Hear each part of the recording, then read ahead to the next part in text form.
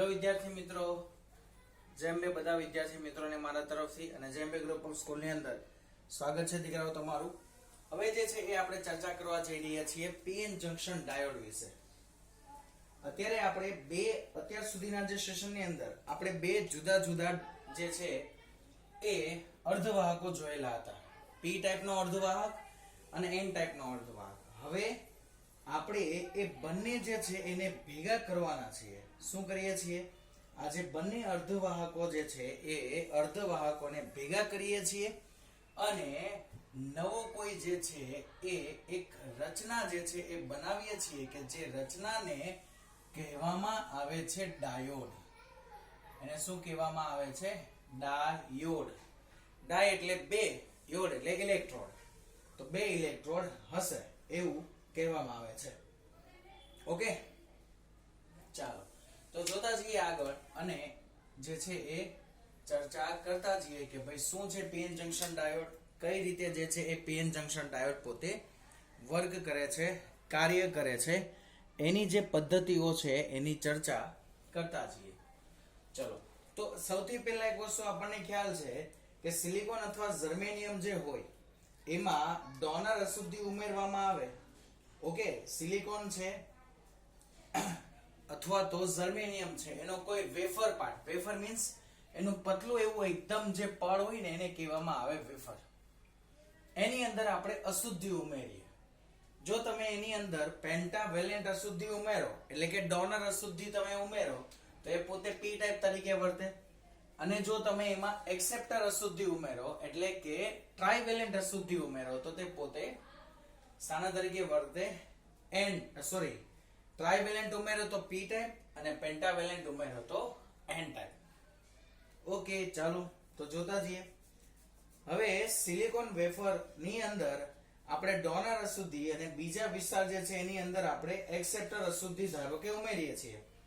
એક જ વેફર છે, ઓકે, અલગ અલગ નહીં, મટીરીયલ આખું સિલિકોન જ, પણ એના અમુક પાર્ટ્સમાં તમે ડોનર અશુદ્ધિ ઉમેરો છો તો અમુક પાર્ટ્સ જે છે એની અંદર તમે એક્સેપ્ટર અશુદ્ધિ જે છે ઉમેરો છો. ત્યારે તો સિલિકોન વેફરમાં એન પ્રકાર અને પી પ્રકારનો અર્ધવાહક જનરેટ થાય છે. એક જંકશન તૈયાર થાય. જંકશન એટલે કે બે ભાગો મિક્સ થાય તેવું. ઓકે, ધારી લો કે આ સાઈડ જે છે એ પી ટાઈપ છે અને આ સાઈડ જે છે એ એન ટાઈપ છે. તો પી ટાઈપ હોય તો આ બાજુ આપણે જે અશુદ્ધિઓ ઉમેરેલી હશે એ કઈ હશે? પોઝિટિવ ટાઈપ મીન્સ કે હોલ વાળી અશુદ્ધિઓ એટલે કે એલ્યુમિનિયમના કણો હશે. ઓકે, ડાબી બાજુ જે પી ટાઈપ છે ત્યાં આપણી પાસે શું હશે? એલ્યુમિનિયમની અશુદ્ધિ હશે. તો આ જે બધા જે છે એ શાના કણો હશે? એલ્યુમિનિયમમાં, કે જેમાં એક એક એની પાસે શું હશે? હોલ હશે. ચલો અહીંયા જે છે એ હવે એન ટાઈપની અશુદ્ધિ છે. કઈ અશુદ્ધિ છે? એન ટાઈપ અશુદ્ધિ છે. એટલે કે એસ એન ટાઈપ અશુદ્ધિ આપણી કઈ આવે? આર્સેનિક. ચાલો, કે જેમાં એક એક મુક્ત ઇલેક્ટ્રોન હશે વધારાનો. તો એન ટાઈપની અશુદ્ધિઓ છે તો એ બાજુમાં શું હશે? મુક્ત ઇલેક્ટ્રોનો હશે. અને જે પી ટાઈપની અશુદ્ધિઓ છે એની અંદર શું હશે? એ બાજુના ભાગમાં હોલ હશે. તો આવી કોઈ પરિસ્થિતિ આખી ક્રિએટ કરી શકાય. ઓકે, એવું નથી આ બાજુ હોલ નહીં હોય, આ બાજુ પણ જે છે દીકરાઓ હોલ હશે, પણ માઇનોર હશે. કેમ કે એન ટાઈપની અંદર જે છે એ મેજોરિટી ચાર્જ કેરિયર કોણ હોય? તો એન ટાઈપની અંદર મેજોરિટી ચાર્જ કેરિયર તરીકે હોય છે ઇલેક્ટ્રોન. અને જ્યારે પી ટાઈપની અંદર મેજોરિટી ચાર્જ કેરિયર તરીકે કોણ હોય છે? તો પી ટાઈપની અંદર મેજોરિટી ચાર્જ કેરિયર તરીકે હોય છે હોલ. એટલે પી ટાઈપની બાજુ મેં હોલ વધારે દર્શાવેલા છે અને એન ટાઈપની બાજુ મેં ઇલેક્ટ્રોન જે છે, મુક્ત ઇલેક્ટ્રોન જે છે એ વધારે દર્શાવેલા છે. ઓકે, ચાલો તો પી વિભાગની અંદર હોલ જે છે એ મેં વર્તુળો વડે દર્શાવેલા છે. ઓકે, હવે અશુદ્ધિમાં આજે આપણે એલ્યુમિનિયમ ઉમેરો છે. ઓકે, તો આ હોલ અશુદ્ધિ પરમાણુ છે એલ્યુમિનિયમ અને સિલિકોન પરમાણુ વચ્ચે સહસંયોજક બંધમાં હોય. અને એન વિભાગમાં મુક્ત ઇલેક્ટ્રોનની સંખ્યા વધારે છે તો એને આપણે માઇનસ લાઈન એટલે કે ડેશ વડે દર્શાવેલા છે, કે જેમાં ઇલેક્ટ્રોન અશુદ્ધિ પરમાણુ આર્સેનિક માંથી આપણને મળે છે. અને જંકશન પાસે નમૂના તરીકે આપણે એલ્યુમિનિયમ અને આર્સેનિકના ત્રણ પરમાણુઓ દર્શાવેલા છે. મેં તમે અહીંયા જોઈ શકો છો.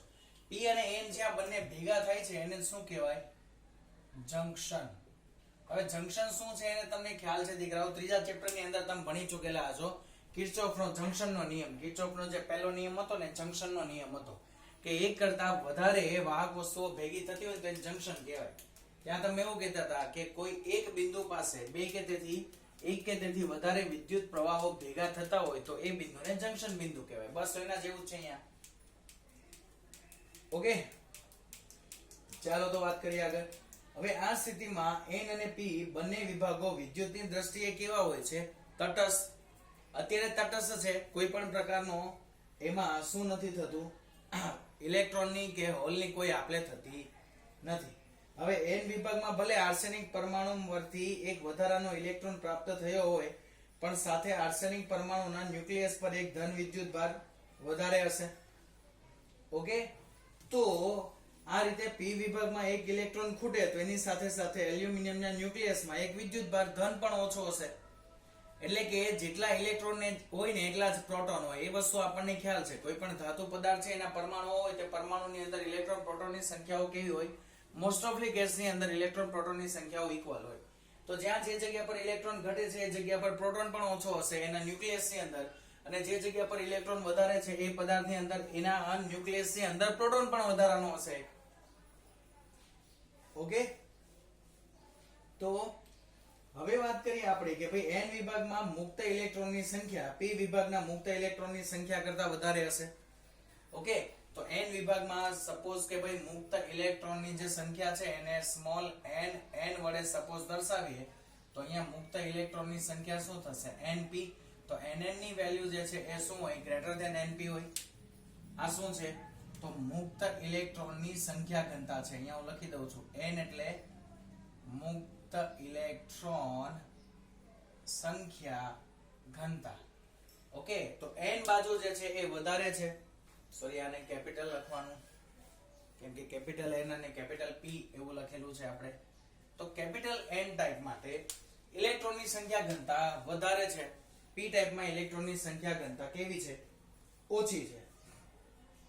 હવે N વિભાગમાંના ઇલેક્ટ્રોન જે છે એનું જંક્શનના મારફતે P વિભાગમાં શું થાય છે? ડિફ્યુઝન થાય છે. શું થાય છે? ડિફ્યુઝન. કોનું ડિફ્યુઝન થાય છે એની ચર્ચા કરીએ. ફરી પાછું બોલું હું, N વિભાગમાંના ઇલેક્ટ્રોનનું જંક્શન મારફતે P વિભાગમાં ડિફ્યુઝન થાય છે. મીન્સ કે જે આ ઇલેક્ટ્રોન છે તમારો N વિભાગનો, તે ઇલેક્ટ્રોન ક્યાં આવે છે? અહીંયા આવી જાય છે. તો ઉછળીને તે આ હોલની અંદર આવી જશે. ઓકે, તો આ N વિભાગના જે ઇલેક્ટ્રોનો છે તે ઇલેક્ટ્રોનો ક્યાં આવી જશે? P વિભાગની અંદર જે હોલ, અને એ પણ ક્યાં? તો N વિભાગના જે આ જંક્શન બિંદુની સૌથી નજીકનો જે ઇલેક્ટ્રોન છે તે, અને P વિભાગનો સૌથી નજીકનો જે હોલ છે એની અંદર એ ડિફ્યુઝ થશે. ડિફ્યુઝ થવું એટલે કે સમાઈ જવું. ઓકે, તો એ ડિફ્યુઝ થશે અને આ પ્રક્રિયાથી P વિભાગમાં પ્રવેશતા ઇલેક્ટ્રોન જંક્શન પાસેના P વિભાગના હોલને પૂરી દે છે, અને આ પ્રમાણે બહુ જ થોડી સંખ્યાના હોલનું પણ P થી N તરફ ડિફ્યુઝન થશે. જો મેં ઓલરેડી તમને ડિફ્યુઝન કરીને આપેલું છે, 3 ઇલેક્ટ્રોન આપણે આ બાજુ લાવી દીધા, તો એવી રીતે જેમાં 3 ઇલેક્ટ્રોન આ બાજુ આવેલા છે તો અહીંયા જે છે એ ઇલેક્ટ્રોનની જગ્યા ખાલી પડી. તો અહીંયા જે છે એ નવા ફરી પાછા શું થઈ ગયું? 3 નવા હોલ ક્રિએટ થઈ ગયા. મીન્સ કે એનો મીનિંગ શું થઈ ગયું કે ઇલેક્ટ્રોન જે છે એ N થી P બાજુ ડિફ્યુઝન પામશે, તો એ રીતે જે હોલ જે છે એ P થી N બાજુ ડિફ્યુઝન પામશે. બંને જે છે એ પરસ્પર એકબીજાની વિરુદ્ધ દિશામાં શું થશે? ડિફ્યુઝન પામશે, ડિફ્યુઝન થશે. ઓકે, જેના કારણે N વિભાગના કેટલાક વેલેન્સ ઇલેક્ટ્રોન એ જંક્શન પાસેના P વિભાગના હોલની અંદર ડિફ્યુઝ થઈ જશે. ઓકે, શું થઈ જશે? ડિફ્યુઝ થઈ જશે. હવે થોડું ડિફ્યુઝન થઈ જાય પછીની સ્થિતિની વાત કરીએ કે ભાઈ થોડું ડિફ્યુઝન થઈ ગયું એ પછી N વિભાગના જંક્શન પાસે આર્સેનિક પરમાણુ પરથી ઇલેક્ટ્રોન P વિભાગમાં જંક્શન પાસેના એલ્યુમિનિયમ પરમાણુના હોલમાં ડિફ્યુઝ થતા હોવાથી આર્સેનિકના જે અણુઓ છે એ પોતે કેવા વિદ્યુતભારિત થશે? અહીંયાથી ઇલેક્ટ્રોન ગયો તો ઇલેક્ટ્રોન ગુમાવે તે ધન વિદ્યુતભારિત બને, અને ઇલેક્ટ્રોન મેળવે તે ઋણ વિદ્યુતભારિત બને. તો એલ્યુમિનિયમ પરમાણુ જે છે એ પોતે ઋણ વિદ્યુત ભારિત બનશે અને જે આર્સેનિક પરમાણુ છે એ પોતે કેવો બનશે? ધન વિદ્યુત ભારિત બનશે. ઓકે, ચાલો તો હવે શું થશે? તો આ પ્રમાણે જ્યારે થશે તો P જે છે એ વિભાગમાંના જંક્શનના એલ્યુમિનિયમના પરમાણુમાં હોલમાં ડિફ્યુઝ થતા હોવાથી એલ્યુમિનિયમના ઋણ આયનો બને અને આર્સેનિકના ધન આયનો બને. હવે આ ડિફ્યુઝન પ્રક્રિયા ચાલુ રહે તે દરમિયાન જંક્શનના પાસેના વિસ્તારમાં N વિભાગમાં ધન આયનો વધતા જાય અને P વિભાગમાં ઋણ આયનો વધતા જાય. તમે જોઈ શકો છો અહીંયા ઋણ થઈ ગયા, અહીંયા ધન થઈ ગયા. તો N ની અંદર ધીમે જ્યાં સુધી ડિફ્યુઝન થશે ને ત્યાં સુધી આ ધન આયનો વધતા જશે N ની બાજુ, અને એ પણ ક્યાં? જંક્શન બાજુ. અને જ્યાં સુધી અહીંયા આવતું જશે ત્યાં સુધી P વિભાગની અંદર ઋણ આયનો જે છે એ વધતા જશે. ઓકે, આમ P વિભાગમાં અને N વિભાગમાં અનુક્રમે ઋણ વિદ્યુતભાર અને ધન વિદ્યુતભાર જે છે એ જમા થાય છે. અને આ વિદ્યુતભારો કોના છે? આયનો પરના વિદ્યુતભારો છે. તેથી આ વિદ્યુતભારો કેવા થઈ જાય? સ્થિર થઈ જાય. એ હવેના વિદ્યુતભારો જે આ નવા બન્યા છે એની હવે કોઈ પણ પ્રકારની ગતિઓ થશે નહીં. એ સ્થિર વિદ્યુતભાર તરીકે હશે, એ ફિક્સ હશે. એની હવે કોઈ પ્રકારની ગતિ નહીં થાય. ઓકે, ચાલો તો હવે શું થશે એની ચર્ચા કરીએ. તો આ વિદ્યુતભારોને લીધે જંક્શનના વિસ્તારમાં શું ઉત્પન્ન થશે અહીંયા? તો સર આટલો ભાગ ફક્ત વાત કરીએ. ક્યાં વાત કરીએ? ચલો અહીંયા લખો. અહીંયા ચોખ્ખો વિદ્યુતભાર આવી ગયો ધન અને અહીંયા ચોખ્ખો વિદ્યુતભાર આવી ગયો ઋણ. તો જંક્શનના વિસ્તારમાં P થી N તરફનું વિદ્યુત ક્ષેત્ર જનરેટ થશે. સોરી, ઊંધું લખાણું. વિદ્યુત ક્ષેત્ર ધન થી ઋણ તરફ હોય. ઓકે, તો N થી P તરફના વિસ્તારમાં આ ડિફ્યુઝન થવાના કારણે શું થશે? વિદ્યુત ક્ષેત્ર જે છે એ ઉત્પન્ન થાય છે. એટલે કે જંક્શન પાસેના N વિભાગમાં ધન વિદ્યુત સ્થિતિમાન અને P વિભાગમાં ઋણ વિદ્યુત સ્થિતિમાન થપાય છે, જેના કારણે ઇલેક્ટ્રોનને N માંથી P વિભાગમાં જવા માટે હવે આ શું થશે? આ જે વિદ્યુત ક્ષેત્ર રચાઈ ગયું, હવે ચલો હું અહીંયા ડોટેડ લાઈન વડે એને ઉપર ડ્રો કરું છું. ઓકે, તો આ જે વિદ્યુત ક્ષેત્ર રચાણું હવે શું થશે? તો આ વિદ્યુત ક્ષેત્રનો ઇલેક્ટ્રોન અહીંયાથી અહીંયા જશે ને તો એને આ વિદ્યુત ક્ષેત્રનો સામનો કરવો પડશે. શું કરવું પડશે? વિદ્યુત ક્ષેત્ર જે છે એનો સામનો કરવો પડશે. ઓકે, તો શું થશે હવે? કે વિદ્યુત ક્ષેત્ર રચાય છે એટલે જેના કારણે N વિભાગમાંના ધન વિદ્યુત સ્થિતિમાનને P પાસે ઋણ છપાણું. હવે ઇલેક્ટ્રોનને N માંથી P માં જવા માટે વિદ્યુત ક્ષેત્ર જે છે એનો સામનો કરવો પડે. હવે જો આ વિદ્યુત ક્ષેત્ર પૂરતું પ્રબળ બની જાય ત્યારે ઇલેક્ટ્રોન અને હોલનું ડિફ્યુઝન શું થઈ જાય? અટકી જાય. ઇલેક્ટ્રોન ને હોલ ને અહીંયા જવા માટે વિદ્યુત ક્ષેત્ર પ્રબળ ના હોય ત્યાં સુધી એ જઈ શકે. હવે જેવું આ જે ઇલેક્ટ્રિક ફિલ્ડ જે છે એ પ્રબળ થઈ જાય એવી જ ઇલેક્ટ્રોન અને હોલની જે ગતિ છે તે ગતિ શું થઈ જાય? ગતિ જે છે એ અવરોધાય અને જેના કારણે આ જે ગતિ જે છે એ શૂન્ય થઈ જાય. શૂન્ય થઈ જાય એટલે કે વિદ્યુત પ્રવાહ જે છે એ શું થઈ ગયો? I બરાબર 0. વિદ્યુત પ્રવાહ શું થઈ ગયો? 0. ઓકે, તો પીએન જંક્શનની આ જે સ્થિતિ છે કે જે સ્થિતિએ જંક્શનના પાસેના વિસ્તારમાં પ્રસ્થાપિત થતા વિદ્યુત સ્થિતિમાન જે છે એને રિલેટેડ જો આપણે ગ્રાફ દીકરાઓ ક્રિએટ કરીએ ને તો કેવો ગ્રાફ રચાય ને એની હું તમને ચર્ચા કરું. તો V વિરુદ્ધ જંક્શનનો જે ગ્રાફ છે ને એ આવો કંઈ તમને મળે, જે તમારે નોર્મલી જસ્ટ યાદ જ રાખવાનો છે. ઓકે, કઈ રીતે આવે છે એની કોઈ ચર્ચા કરવાની નથી. અહીંયા વોલ્ટેજ છે V. ઓકે, અહીંયા શું છે? Voltage V. કેમ સર વોલ્ટેજ આવ્યું? કેમ કે સ્થિતિમાન રચાય છે ને, વિદ્યુત ક્ષેત્ર રચાય છે તો કંઈક ને કંઈક સ્થિતિમાન રચાવાનું. તો વોલ્ટેજ છે V અને અહીંયા જે છે એ લઈ લઈએ આપણે જંક્શન થી અંતર લઈ લઈએ. જંક્શન થી અંતર તો વિદ્યુત સ્થિતિમાન V proportional to 1/r હોય. શું હોય? વિદ્યુત સ્થિતિમાન V જે છે એ proportional to 1/r. તો જ્યારે આપણે વાત કરીએ દીકરાઓ તો આ જે ગ્રાફ છે ને એ ગ્રાફ તમને આવો કોઈ ગ્રાફ મળશે. ઓકે, જે નોર્મલી આપણને જે ગ્રાફ મળશે તે આવો કોઈ ગ્રાફ જે છે એ આપણને મળશે. જંક્શન થી જેમ અંતર વધતું જશે ને તેમ. ચાલો તો હવે આપણે અહીંયા જોઈએ કે આ પીએન જંકશન આપણે ડાયોડ બનાવેલો છે ને, એ ડાયોડ પરથી બે જે વાતો જે છે ને એ ફલિત થાય. કઈ બે વાતો જોઈએ, ચલો ચર્ચા કરીએ. તો પહેલું એ કે જંકશન પાસેના નાના વિસ્તારમાં એન વિભાગમાં હવે મેજોરિટી ચાર્જ કેરિયર એવા ઇલેક્ટ્રોન નથી, જ્યારે પી વિભાગમાં મેજોરિટી ચાર્જ કેરિયર એવા હોલ નથી. ક્યારે? કે જ્યારે સંતુલન સ્થિતિ રચાઈ જાય ત્યારે. હવે આ વિસ્તારમાં પોતપોતાના મેજોરિટી કેરિયર ખાલી થઈ ગયા, તો જંકશન પાસેનું આ જે વિસ્તાર જે છે એને શું કહેવાય? Depletion layer. ઓકે, અહીંયા જે આ જંકશન પાસેનું આજે આખો એક સ્તર બને છે કે જે સ્તરની અંદર હવે કોઈ ઇલેક્ટ્રોન કે કોઈ હોલ રહેતા નથી, એને કહેવામાં આવે છે ડેપ્લેશન સ્તર, ડેપ્લેશન લેયર. ઓકે, અથવા બીજો એને કહેવાય સ્પેસ ચાર્જ વિસ્તાર, કે જ્યાં ચાર્જ જ નથી. ડેપ્લેશન સ્તર પણ કહી શકો અને એને તમે બીજું સ્પેસ ચાર્જ વિસ્તાર પણ તમે એને કહી શકો, કે જ્યાં કોઈ પણ પ્રકારનો હવે વિદ્યુત ભાર નથી. અને આ ડેપ્લેશન સ્તર જે હોય ને એની જાડાઈ આશરે જે છે, આ જે ડેપ્લેશન સ્તર જે છે, સ્પેસ વિસ્તાર જે છે, એની જાડાઈની જો આપણે વાત કરીએ તો દીકરાઓ આશરે જે છે એ 0.05 માઇક્રો કુલમ ને મીટર જાડાઈ છે ને, મીટરમાં આવશે.